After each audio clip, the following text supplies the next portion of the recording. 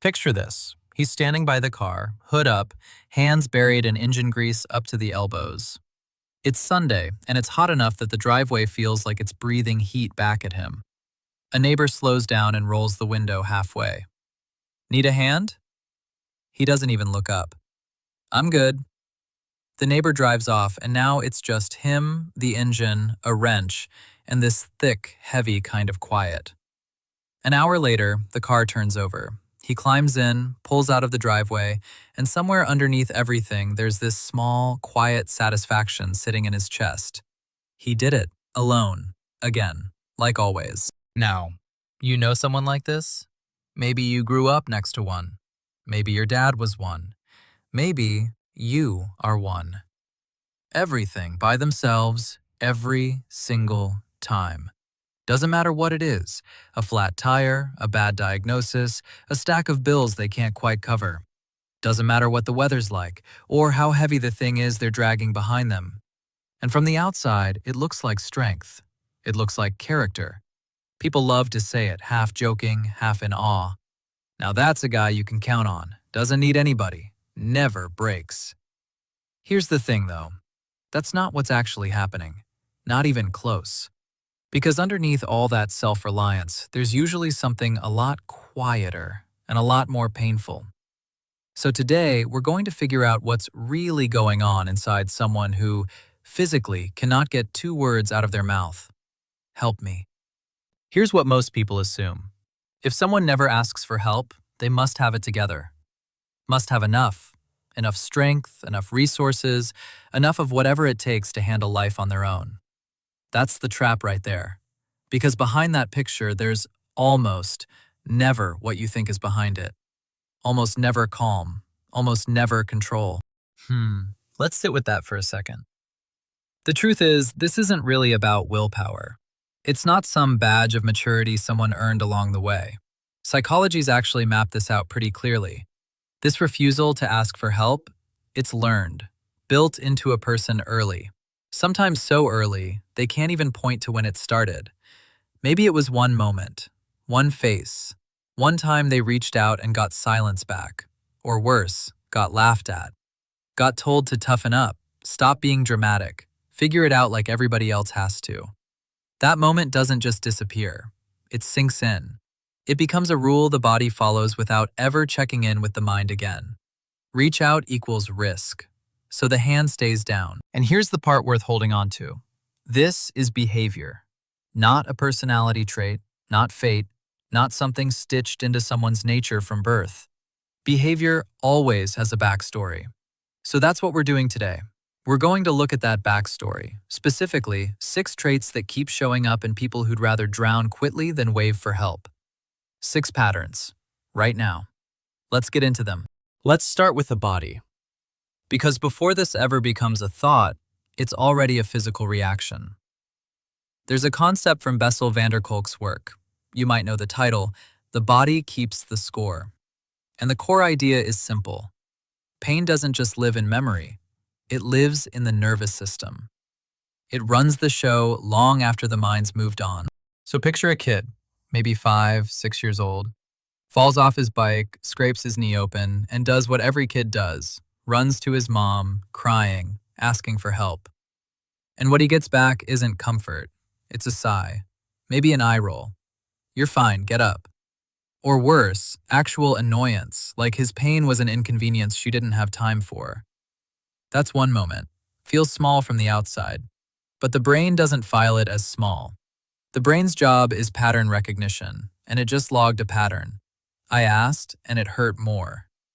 Do that enough times, or even just once, hard enough, and the map gets redrawn. Asking for help stops being a neutral act. It gets coded, somewhere below conscious thought, as dangerous. So here's where it lands, years later. That grown man standing over the engine isn't choosing independence. His body is bracing. There's an actual physical tightening that happens the moment help becomes an option. Shoulders lock, jaw sets, something in the chest just closes. It's a strange kind of backwards learned helplessness. Not nothing I do matters, more like no one's coming, so it has to be me. He didn't learn to be strong. He learned that strength was the only safe place left to stand. Now here's a different angle on the same problem. This one's less about pain, more about identity. There's a concept from Carol Dweck's research, her book Mindset, that explains it almost perfectly. She calls it a fixed mindset. The short version? Some people come to believe their abilities are just who they are, not something they practice, something they are. And if competence is your identity, incompetence isn't just uncomfortable, it's a threat to your entire sense of self. Follow that logic all the way through, and you land somewhere brutal. Asking for help stops meaning, I need support. It starts meaning, I'm not enough. Every request becomes a confession. There's chemistry underneath this, too.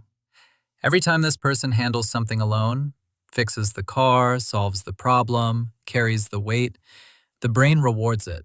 A little hit of dopamine, right on cue. Nice work. You did that. Over years, that turns into a loop. Self-worth stops being something steady he carries around. It becomes something he has to re-earn, task by task, win by win. Which means asking for help doesn't just feel awkward.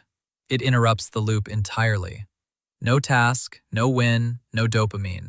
Just exposure. Just standing there with nothing to prove himself with. And that's why criticism lands so hard on people like this. It's not thin skin. It's that the armor has no backup.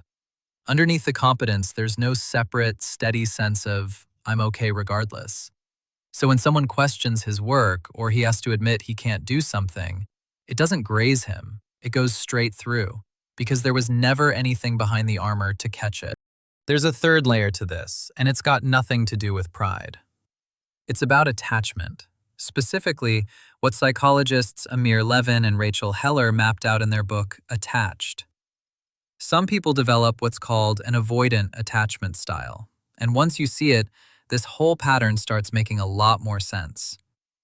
Here's the internal math running underneath the surface, usually without the person even noticing it's happening. Accepting help means owing something. Owing something means being tied to someone. And being tied to someone, that means control is not fully his anymore. Somewhere down the line, someone else gets a say in his life.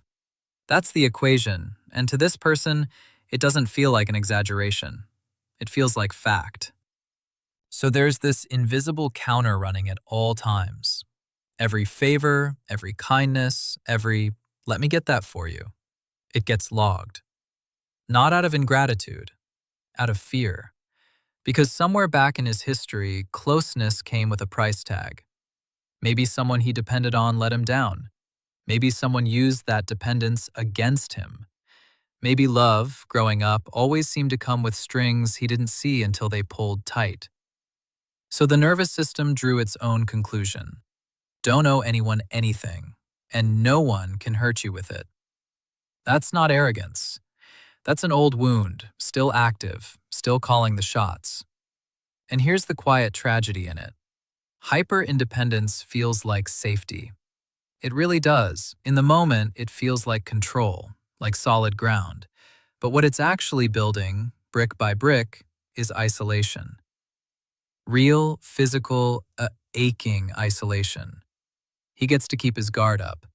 He also gets to be completely alone behind it. Now, here's a version of this that catches a lot of people off guard, because on paper, it looks like the opposite problem. This is the friend who shows up. Every time. 3 in the morning, car trouble, breakup, hospital waiting room. Doesn't matter. He's there before you've even finished the text. But something goes quiet the second the trouble is his. Eric Berne wrote about this back in Games People Play, the idea that people fall into life scripts early on, roles they get cast in as kids and then just keep playing, decade after decade, mostly without realizing it.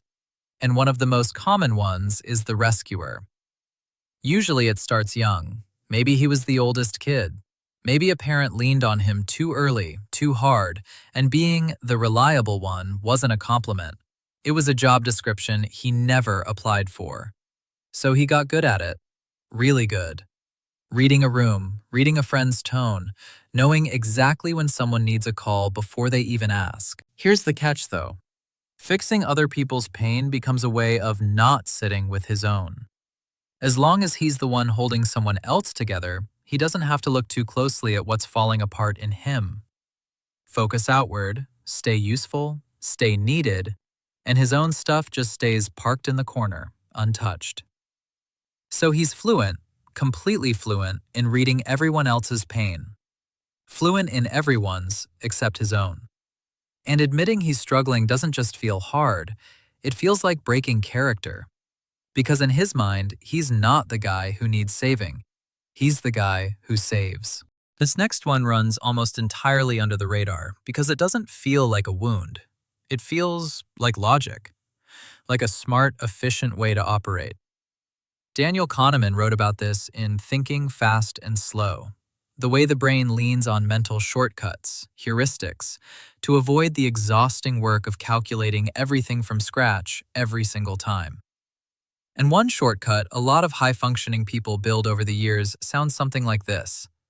If I hand this off, it'll come back wrong, slower, sloppier. I'll just end up redoing it anyway. Doesn't matter if that's actually true anymore.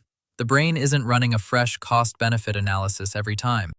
It's pulling up an old file, probably built from one bad delegation, one project that came back a mess, one time trusting someone cost more than it saved.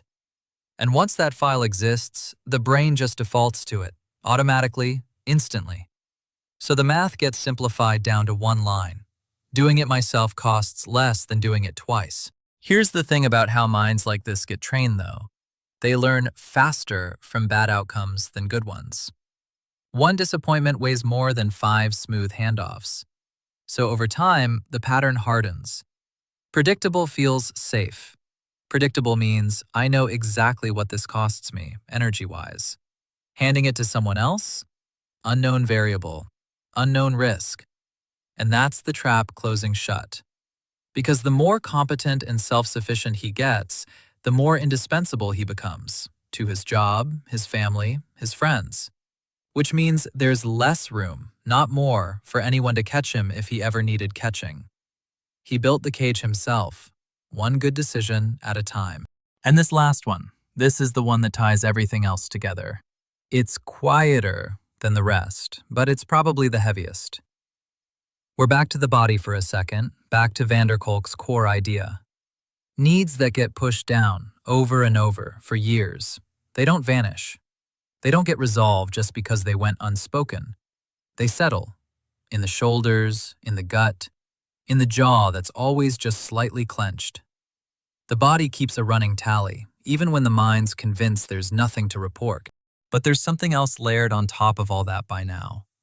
Pride. Real, earned pride. Because somewhere along the way, I handle things myself stopped being a coping mechanism and became an identity, a rule he lives by. And people don't just abandon a rule that's become part of who they are, even when it's actively hurting them. That's just how identity works.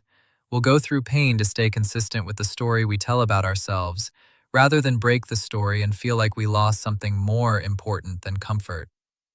So he pushes it, past the point most people would tap out, past tired, past overwhelmed, sometimes right up to the edge of actually breaking. Physically, emotionally, doesn't matter which. And even then, when he finally does say something, it rarely sounds like a real ask. It comes out sideways, small. If you've got a minute sometime, no big deal, don't worry about it if not. That's not weakness talking. That's pride, still standing guard right up until the very end. He gets to keep the image. He just pays for it in ways no one else ever sees. So, did you recognize yourself in any of that? Maybe more than one? And if there's some resistance sitting in your chest right now, some part of you going, yeah, but that's just who I am. That's normal. That's expected, actually. Because here's the uncomfortable part. These traits work. They really do. They've probably gotten you through things, kept you moving when other people would have stopped, made you the person others lean on. But here's the question worth asking. What's it actually costing you? If you're the support beam in every relationship you have, but no one is holding you up, is that a relationship? Or is that just a role you got cast in a long time ago and never stopped playing? If your achievements are built on top of a hole you're avoiding, not a foundation you're standing on, is that success? Or is it just a very productive way of staying numb? And if the control you're gripping so tightly comes from fear, not choice, is that strength? Or is that just a prison with really good lighting? No easy answer here. No pep talk. Just honesty. There's a real difference between choosing self-reliance because it's genuinely who you want to be and defaulting to it because it's the only mode you ever learned. One's freedom. The other just got mistaken for a personality. Here's the part that actually matters, though. The brain that learned to survive this way, it can learn something else. This isn't a character flaw carved into stone. It's wiring. And wiring can change, but only once you actually see the mechanism running underneath it and call it by its name.